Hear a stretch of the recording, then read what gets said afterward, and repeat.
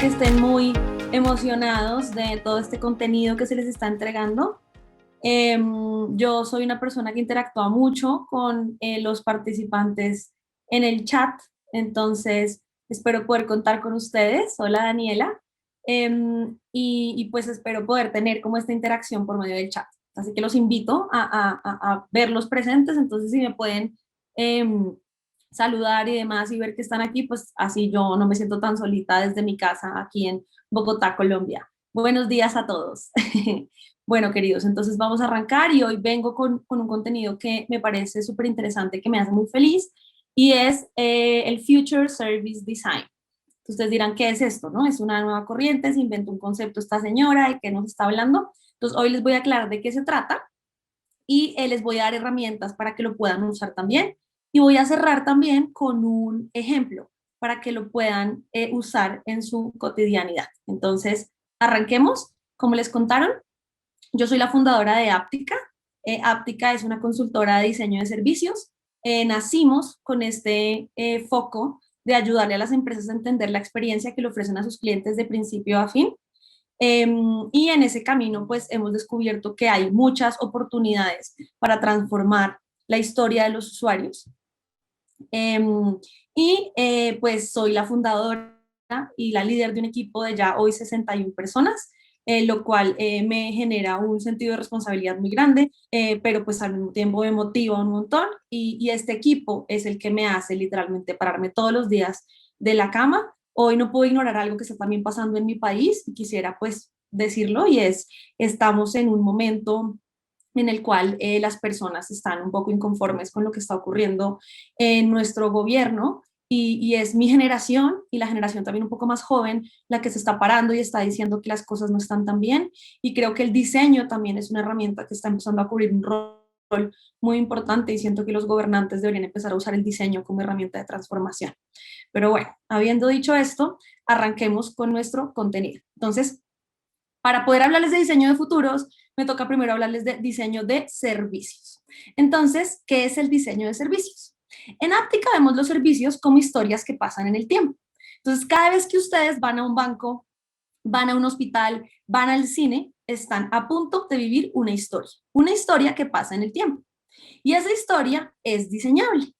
Entonces, cada vez que alguien decide literalmente, por ejemplo, viajar y tiene la posibilidad de vivir esa historia, está viviendo diferentes momentos. La reserva, el vuelo, el check-in, el desayuno, el check-out, y esos momentos son materializables por medio de los puntos de contacto, que son las personas, los objetos, los espacios, los procesos y los canales. Y todos estos elementos hacen parte de las historias que los que prestamos servicios podemos diseñar y podemos planear para que esos servicios realmente existan de manera prudente en el tiempo.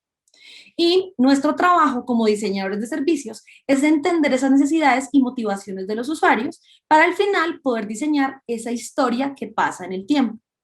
Pero esa historia tiene muchos cambios y cuando diseñamos servicios no podemos obviar esos cambios. Estaríamos, por ejemplo, diseñando servicios muy estáticos. Entonces, esos cambios que ocurren tan rápido nos implican, nos obligan a nosotros los diseñadores y también a los que prestan servicios a adaptarnos y entender que hay muy poco tiempo para hacerlo. Y un claro ejemplo es lo que pasó con la pandemia. Ningún servicio estaba esperando que estos cambios existieran y a muchos nos tocó pasarnos al canal digital, a muchos nos tocó aprender habilidades nuevas, a muchos nos tocó replantear los servicios que estábamos ofreciendo, ¿cierto? Entonces, esto implicó una pregunta para nosotros, los diseñadores de servicios y puntualmente desde Aptica, y fue, ¿cómo va a ser el futuro de los servicios? Y la siguiente pregunta es si lo podemos diseñar, si podemos diseñar ese futuro. Entonces, para eso viene esta afirmación, y es que sí podemos hacerlo, pero el problema es que hay infinitas posibilidades. Entonces, ¿qué posibilidad puedo tomar yo? Si hay tantas, ¿cuál futuro puedo escoger?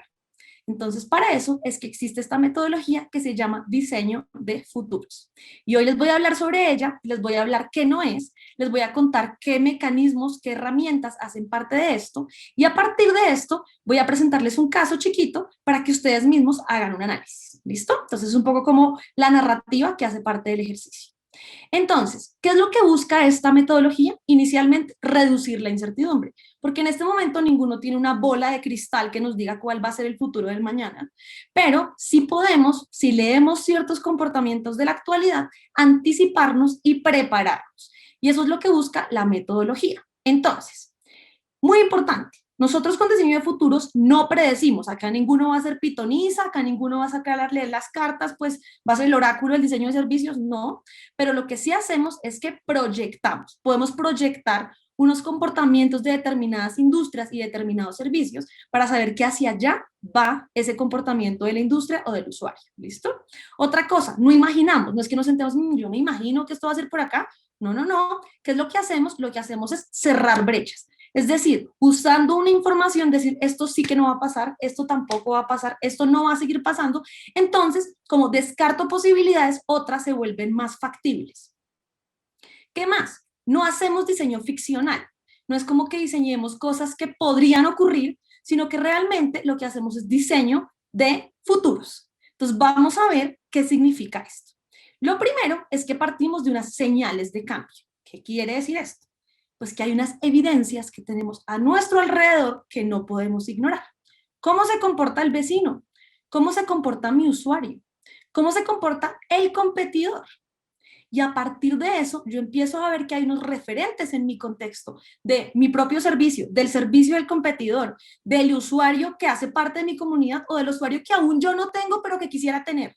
Y a partir de ese entendimiento, descubro que hay temas que yo estoy ignorando dentro de mi oferta y que si sigo ignorando, de pronto puedo no estar preparado para un futuro. Entonces se llaman señales, porque es como que el universo me está hablando y yo voy como ignorando esas señales. Entonces no las ignoremos, abramos los ojos, abramos las orejas y estemos pendientes de esas señales. ¿Listo? Y no es solamente coger todas las señales, sino empezar a ver patrones. Entonces voy a poner un ejemplo muy sencillo y por aquí, por favor, me interactúen en el chat. Yo no sé si a ustedes les pasó cuando vieron a la primera persona que estaba usando los AirPods, estos audífonos sin cable, que lo vieron por ahí hablando en la calle como hablando solo. ¿A alguno le pasó? Como que dijeron, esta gente ahora está loca, andan por ahí por la calle hablando solo. A mí me pasó que yo veía personas por ahí como pajareando, hablando solos por la calle. Yo decía, pobrecita, la gente, ¿verdad? Que se está enloqueciendo. Pero ¿saben qué pasa? Esa era una señal de cambio.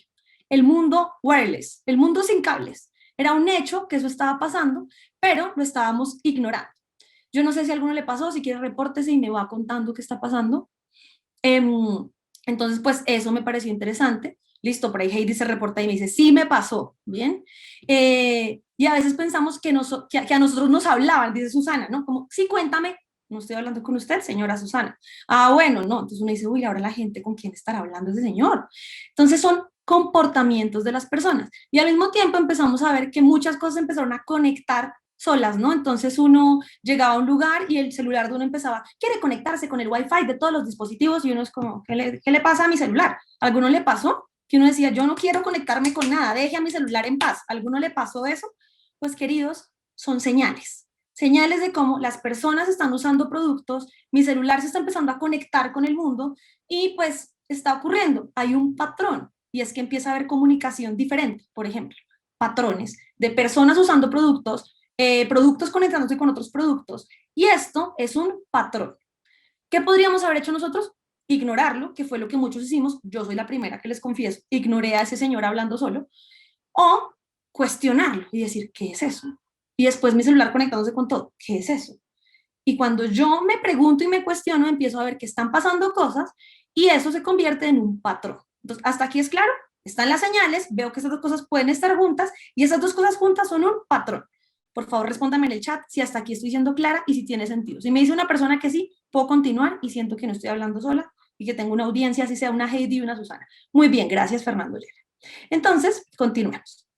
Ahora, ¿qué es lo que pasa? Una vez yo tengo estas señales, esas señales pueden tener varios patrones y yo puedo empezar a ver que una suma de patrones con otra suma de patrones juntas me pueden llevar a una tendencia. Entonces empiezo a ver como esas personas hablando solas y esos aparatos que se están conectando, ¿será que aquí hay una tendencia donde ya las personas no tienen que estar conectadas a algo para poder comunicarse? Esa ya es una tendencia, ¿listo? Entonces, las señales que están parecidas entre sí crean un patrón y estas juntas me pueden llevar a una tendencia. Entonces, aquí hay conceptos importantes. Señal, patrón, tendencia. Continuemos. Por otro lado, tenemos que varias tendencias, cuando yo las analizo, puedo empezar a encontrar unos escenarios. ¿Y qué son los escenarios? La suma de las tendencias. Entonces, al final tengo señales, esas señales juntas son unos patrones, esos patrones me llevan a unas tendencias, y cuando yo veo las tendencias, que eso sigue siendo el hoy, tendencia sigue siendo el hoy, empiezo a ver como este patrón, más este patrón, más este patrón, me lleva a unas tendencias, yo podría ya empezar a construir unos escenarios. Y es, yo podría decir, de aquí a 10 años, esto es importante, yo construyo futuros a 10 años, va a pasar esto. Y es que voy a decir cualquier cosa. En 10 años nadie va a estar hablando con nadie, todo el mundo va a estar hablando consigo mismo y sus aparatos. Esto que acabo de decir es absurdo, ¿ustedes creen que tiene sentido lo que acabo de decir?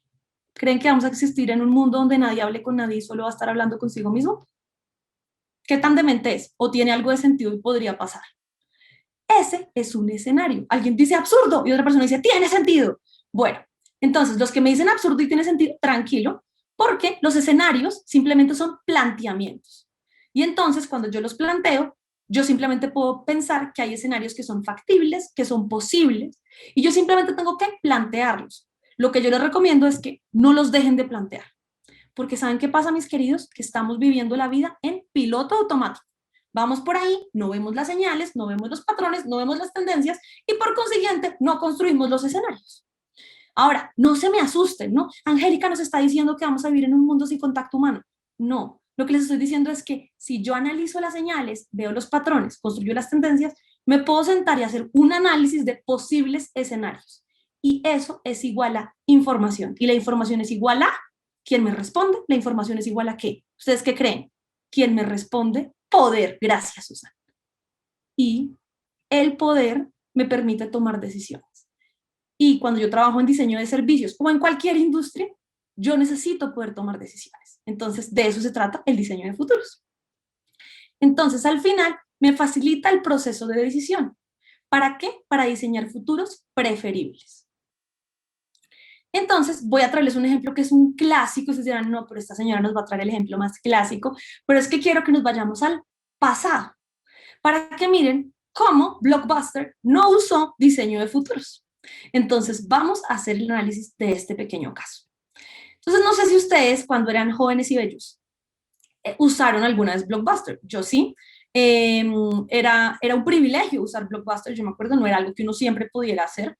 Y mi papá me decía, bueno, entonces por ahí cada 2 fines de semana uno podía ir a Blockbuster. ¿Y qué pasaba? Alguno por el chat, cuénteme qué pasaba cuando uno iba a Blockbuster y qué, cómo era esa experiencia, ¿no? Entonces yo voy a ir contando y si alguno me va botando información por el chat, voy sumando eso a mi discurso. Pero entonces lo que me pasaba a mí era que uno iba y había muchas ofertas físicas, ¿no? Bueno, somos jóvenes y bellos, eso quiere decir que ni siquiera fueron a Blockbuster, gracias por eso, Luis Fernando. Entonces yo, que no soy tan joven y tan bella, sí tuve que ir a Blockbuster y entonces uno se volvía loco, ¿no? Porque era una oferta, una locura y uno no sabía si volverse a ver La Sirenita o ver la película nueva o si ya estaba suficientemente adulto para ver una película de acción. Y entonces, pues nada, eso era Disneyland, ¿no? Y entonces uno no sabía qué ver, ¿no? Había demasiada oferta. Después uno llegaba a la caja y era como, ¿compro o no compro palomitas? Que eran, by the way, más caras que las mismas películas, ¿no? Pero bueno, el papá era como, Dios mío, se me va a ir acá toda la plata, pero bueno, uno iba y compraba y entonces así era pues toda esta experiencia de este mundo, ¿no? Y en ese momento, pues de pronto, pues Netflix también existía, pero ellos tenían, era otro modelo, que era el modelo con también DVDs, o sea, tenían pues los CDs y también tenían un modelito ahí de suscripción muy similar al de Blockbuster. Y decían por acá, era muy novedoso, era como ir al cine, ¿no? Pero entonces ahora miremos las señales. Imaginémonos que todos somos los dueños de Blockbuster, ¿no? Somos el señor Blockbuster, estamos vestidos de amarillo y azul, sentados en nuestro maravilloso escritorio de cinema y de repente estamos en 1990 y empezamos a ver las señales. Miremos qué está pasando en ese contexto.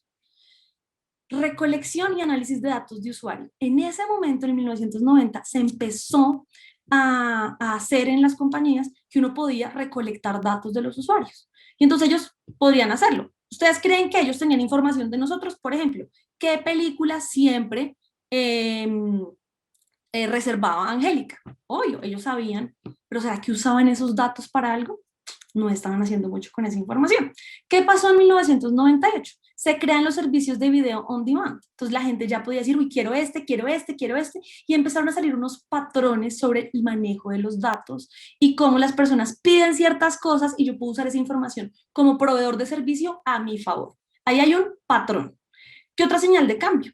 Entonces, ustedes ven, estoy dentro de la misma temporalidad. Nace Amazon, un competidor o un actor jugador relevante del mercado. Crecen las ventas por internet, pero no, yo soy Blockbuster, yo soy un genio, estoy en todos los rincones, barrios de Latinoamérica y el mundo, y pues yo estoy bien, a mí Amazon no es muy relevante para mí. Yo diría que es un error no pensar en eso.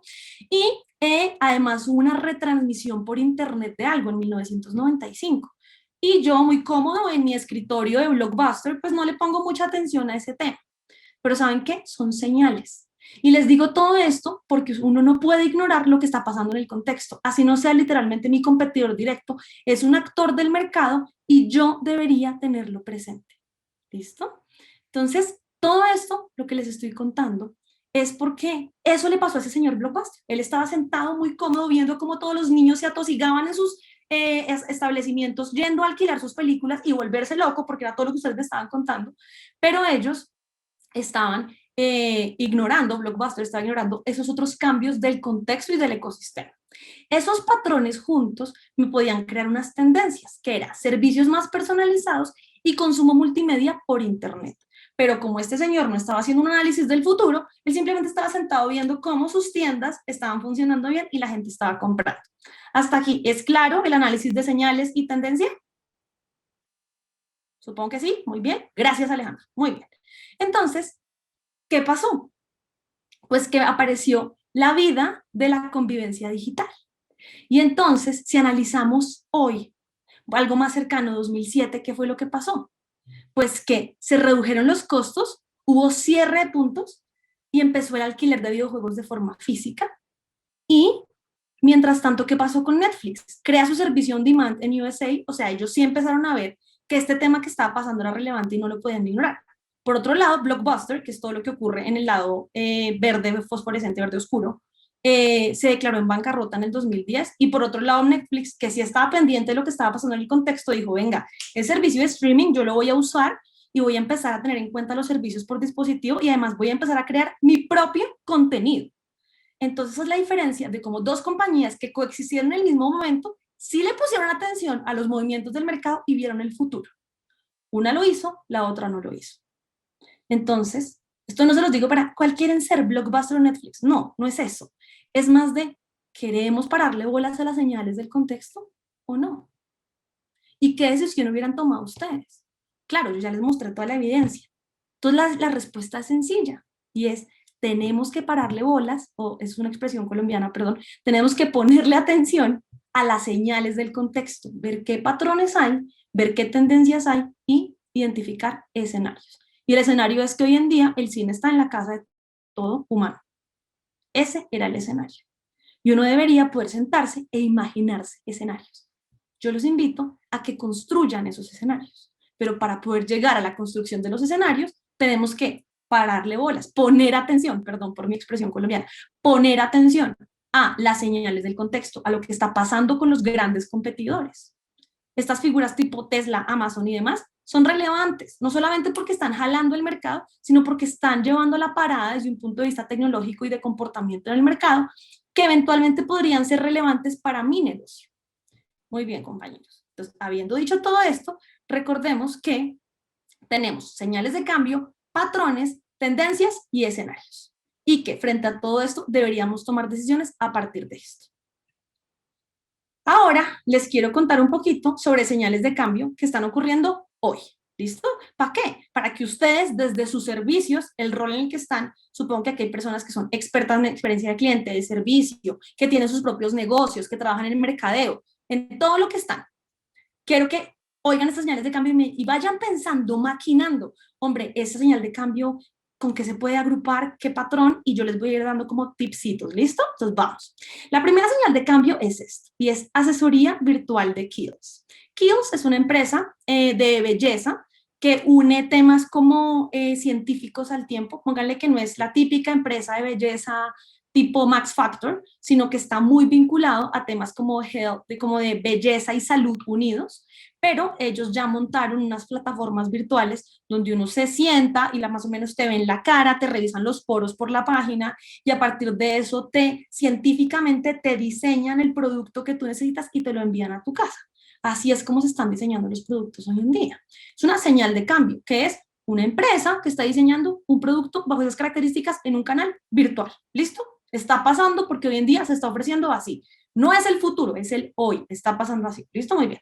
Segunda señal de cambio. Hay una empresa que se llama Hello Landlord. ¿En qué consiste? Resulta que hay personas a las que las están sacando de su casa porque no saben cómo negociar con los que son los dueños de la casa. Es decir, yo estoy viviendo en arriendo en un lugar y el dueño de esa casa de la nada dice, ay, no, ya no quiero que vivas acá, vayas. Y esta persona, como no conoce derecho, no tiene los recursos para demandar o para exigir sus derechos, pues se deja sacar de la casa. Entonces, esta empresa dijo, no, no, no, yo creo que yo puedo defender los derechos de todas las personas que viven en las casas.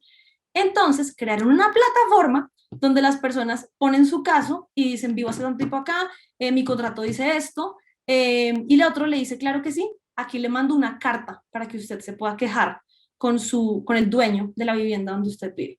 Y la otra persona lleva la carta y está tan bien hecha y tan bien construida que literalmente pues se pueden defender. Entonces, pues todo está ocurriendo sin tener contacto físico, todo está ocurriendo por internet. Y entonces estas dos señales que juntitas tienen un patrón me llevan a una tendencia y es relaciones cercanas digitales entre usuarios y productos y o servicios. ¿Listo? Y esto no suena muy lejano, ¿no? Está pasando. De hecho, la pandemia aceleró este proceso y muchas de las experiencias que tradicionalmente eran físicas pasaron a ocurrir en la plataforma digital. Ahora miremos otros ejemplos un poquito más evolucionados. Resulta y acontece que ahora todo este tema de el contacto por la pandemia, ¿no? Pues se está disminuyendo, pues porque la gente no quiere tocar nada, porque en algún momento se pensó que el virus se traducía por el contacto físico. Entonces se crearon unas tecnologías donde te pueden identificar tu ADN por las venas de tus dedos. Y entonces, literalmente es una autenticación por venas. Iris Pay. Y entonces tu cuenta bancaria se vincula a tus venas, por decirlo así. Y tú pagas pasando el dedo. Ustedes dirán, pero no, es la huella digital. No, porque la huella digital se puede copiar. Digamos que se han dado casos donde pueden literalmente como hacer un clon de tu huella. Pero las venas son más difíciles. Entonces dijeron, tenemos que subir el sistema de seguridad, hagámoslo con las venas. Y crearon ese sistema. Y por otro lado, tenemos una solución tecnológica que se llama los KiwiBot, es un emprendimiento colombiano, que son literalmente unos robotcitos, unos carritos chiquitines, que inicialmente arrancaron por universidades gringas, pues, estadounidenses, y ellos te transportan lo que tú quieras. Entonces pides un domicilio y no te llega un domiciliario, sino que te llega un carrito de estos y ahí está todo. En momentos de pandemia, incluso pues, cuando estaba muy, muy acelerado el tema pandémico, estos carritos eran los que te entregaban los domicilios para bajar el contacto humano y no exponer a los domiciliarios, no exponer a las personas que recibían para contacto con otras personas. Incluso empezaron a entregar máscaras, empezaron a entregar medicamentos y así fue como disminuyeron el contacto humano. Entonces, estas dos cosas juntas son iguales a esta tendencia, que es nuevas tecnologías o recursos para ayudar a no exponerse. ¿Listo? Ahora miremos otro. Mírenme este. Hay un personaje que se llama Avatar Daniel Kalt, UBS. UBS es una compañía financiera y crearon un personaje que se llama Daniel Kalt y Daniel es literalmente un ser físico. Existe él, se expresa todo, pero no es un humano. Es un humanoide, digamos. Y él, tú vas a una oficina de UBS y él está en la oficina. Están todas las oficinas, de hecho. Pero si tú quieres entrar a un chat, él también te habla. Y de esta manera aumentan la posibilidad de contacto lo más cercano posible con un humano, lo más parecido a un humano, por decirlo así, y te habla con tono humano, sus expresiones faciales son de humano, y pues tú tienes relación lo más cercano con un humano. Cuando estás en el chat, hablas con él usa las mismas expresiones que él usaría, y cuando vas a la oficina, pues vuelves y hablas con él. Entonces nunca sientes que hubo una ruptura de tu relación con Daniel. Y por otro lado, pues tenemos a Lil Miquela, que es la influencer, que es otro avatar. Y es una de las influencers que ahorita es pues más importante, más trendy en el mercado, y ella pues tiene causas sociales, pelea por los derechos de la comunidad LGTBI, cuando pasó todo el tema de las vidas negras importan, se movió un montón, obviamente pues mueve marcas de ropa, de maquillaje, y pues está ahí ganando muchos millones de dólares siendo una influencer.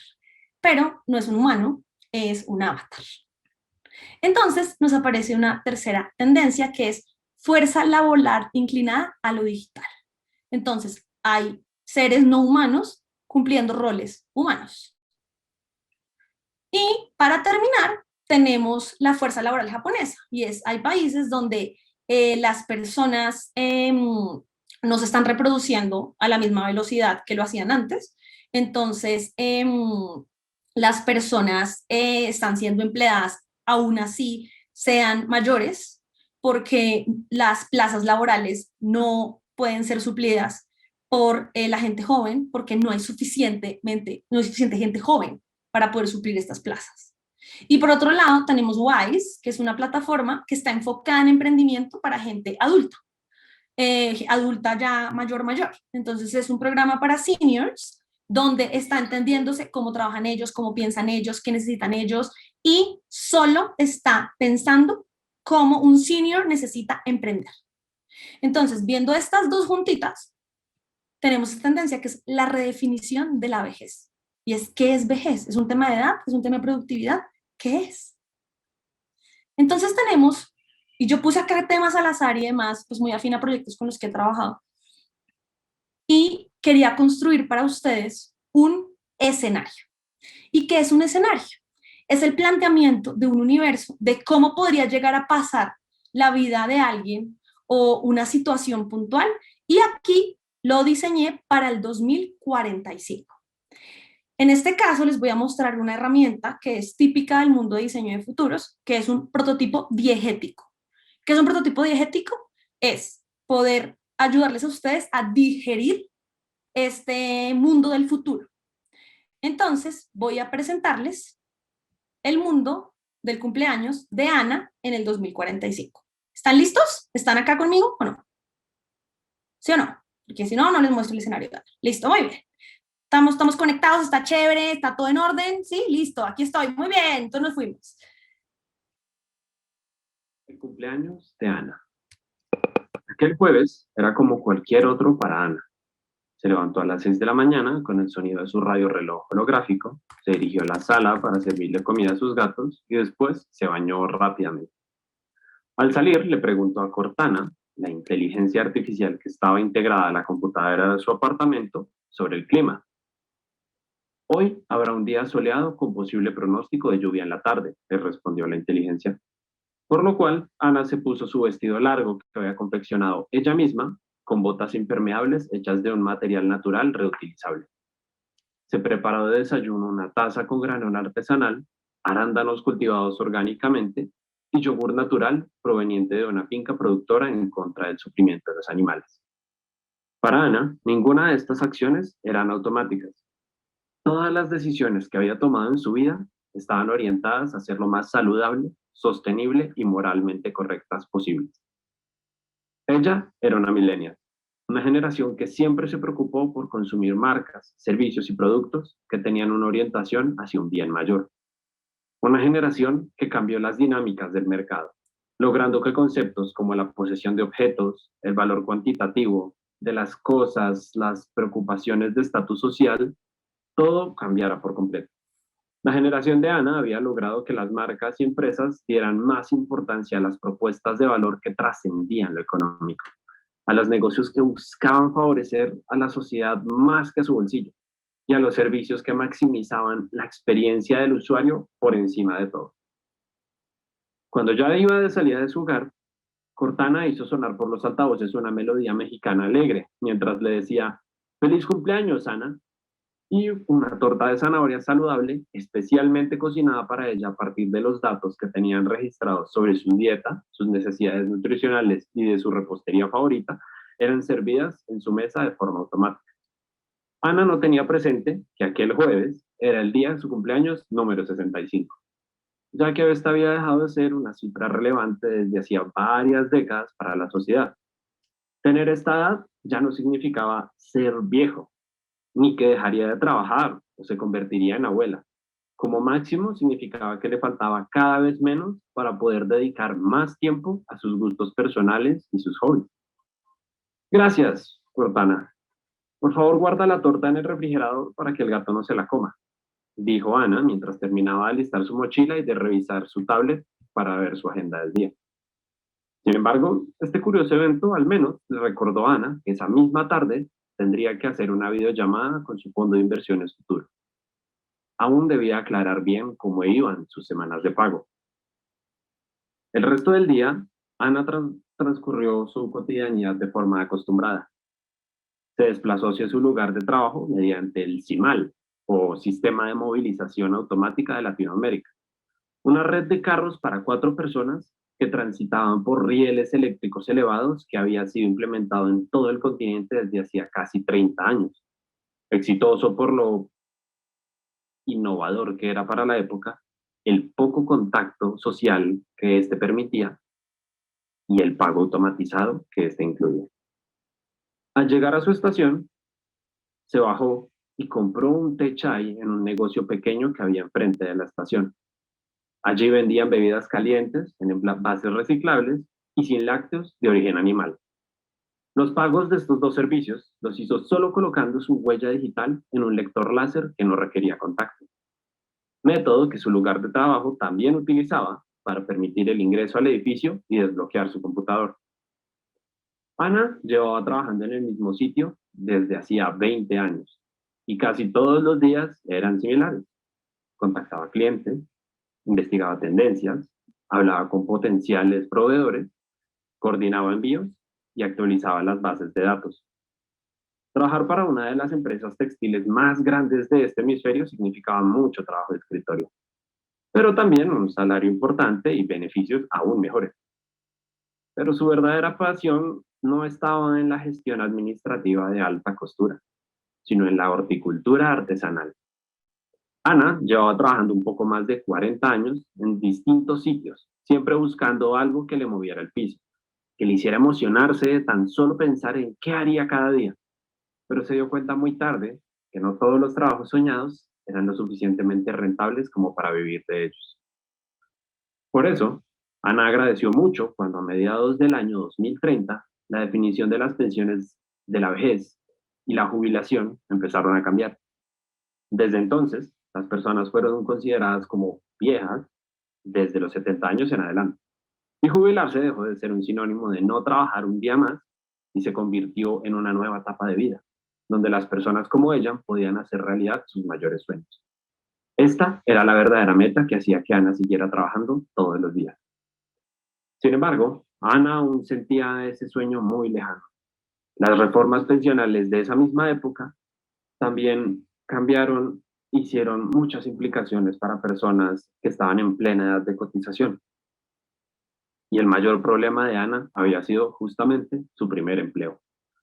Ana había trabajado como vendedora de productos naturales en la modalidad de realidad aumentada, en donde ella no visitaba presencialmente a sus compradores, sino que en una proyección holográfica de su avatar se hacía esta venta.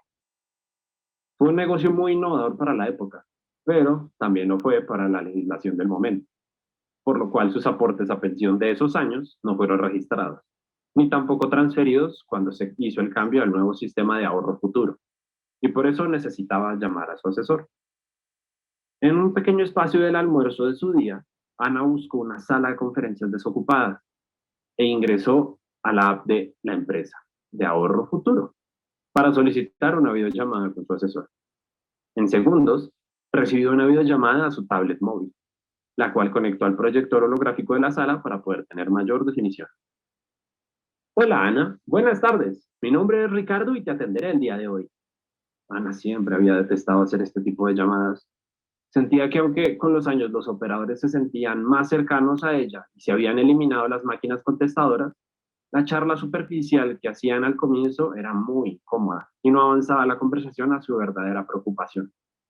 Si bien parecía que aquel asesor conocía a Ana desde hace mucho tiempo, porque tenía a mano el perfil de Ana y podía ver su historia de aportes, sus ingresos mensuales y la meta que ya tenía, seguía sin darle una verdadera solución a Ana, que estaba cada vez más confundida con los motivos de la empresa para no validar los registros escaneados que ella tenía. Ana solamente quería que le contaran esos años que trabajó como asesora de realidad aumentada.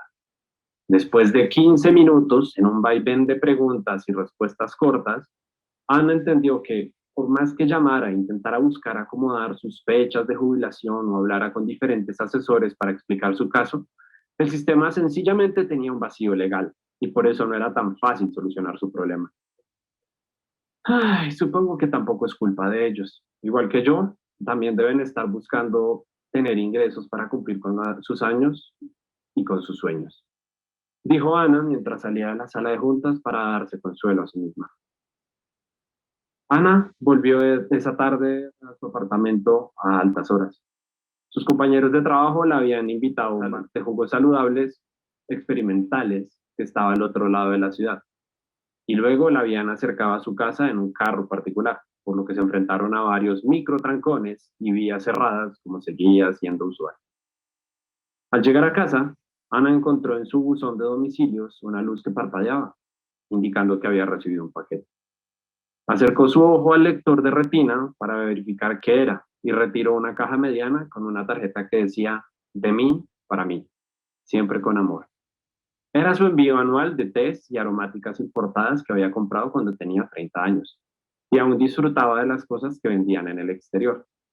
Después de un día tan agitado y sorpresivo, Ana no pensaba tanto en sus errores y aciertos del pasado, por lo que prefirió preparar una taza caliente de té y se recostó en su cama a escuchar música.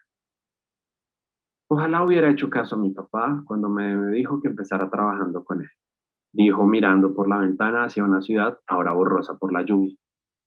Así, al menos podría estar preocupado por ponerle nombre a mi huerta y no en la incertidumbre de si la voy a tener o no. Listo, equipo. Entonces, esta es la historia de Ana y era el ejercicio que les tenía pensados para que analizáramos. Entonces, quería preguntarles, ¿qué vimos que les llamó la atención de esta historia del 2045? ¿Qué ven de las tendencias reflejadas en el escenario? Entonces, me gustaría ver un poquito en el chat. ¿Y qué servicios deberíamos estar pensando desde ya para estas Anas del futuro? La automatización de todo, dice Majo, perfecto. ¿Qué más? ¿Qué más vemos? La soledad, clarísima la soledad, ¿no? Como está alguien, entonces, si los que trabajemos en servicios que tengan que ver con el tema masivo, clave. El tema 24/7, sistema hidropónico para interiores, la poca socialización, todo digital, servicios de interacción digital. Muy bien. Esa Ana es del 2030, está más cercana, dice Patricia. Esa Ana no es tan lejana, Angélica, esa Ana es para allá. Chéverísimo, eso es interesante, súper. Entonces, nos reinventamos, listo. Muy bien, equipo. Nos reinventamos tarde, no vimos las tendencias. Entonces, cosas que vimos en esta experiencia de futuro. Productos hiperpersonalizados, o sea, ese pon que he hecho para ella, ese tema, clarísimo. El reconocimiento biométrico va a ser, pues, claro en estas experiencias. Ayuda a la autorrealización, eso es muy importante, porque la expectativa de vida va a crecer, entonces los sueños también. ¿Qué vamos a hacer con este proceso? Y la realidad aumentada a favor del trabajo. Y ustedes que trabajan en servicios, ¿qué decisiones podrían tomar desde hoy, pensando en este universo, ya sea para el 2030 o ya sea para el 2045? No importa la temporalidad, pero ¿Qué podríamos hacer desde ya? Y lo que nos trae el diseño de futuros es precisamente esa reflexión. Cuando trabajemos en diseño de servicios, tenemos que pensar, no esperar hasta el 2030 o 2045 para estar en esa realidad y diseñar ahí, sino pensemos hoy qué podemos preparar del servicio que ofrecemos para estar listos para ese futuro y ese escenario que he construido para ustedes. Es un poco la reflexión que tenía pensada para hoy. Muchísimas gracias.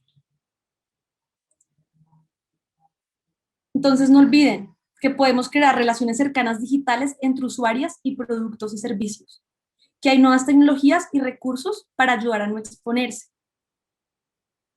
que la fuerza laboral inclinada hacia lo digital es un hecho, pero no por eso tenemos que ignorarlo, y que tenemos una oportunidad de redefinición de la vejez. Pero estas son solamente unas tendencias que les traje acá por unas señales de cambio. Ahora, ¿qué más hay? No puedo ignorarlo. Por favor, dejemos de vivir en piloto automático. Y si nuestro trabajo es ofrecer productos y servicios, preparémonos, como dice Alfonso Garcés, para ese cambio permanente. Tengamos ese, y voy a empezar a construir mi discurso con esa interacción en el chat, perdamos ese miedo al fracaso y trabajemos con este proceso.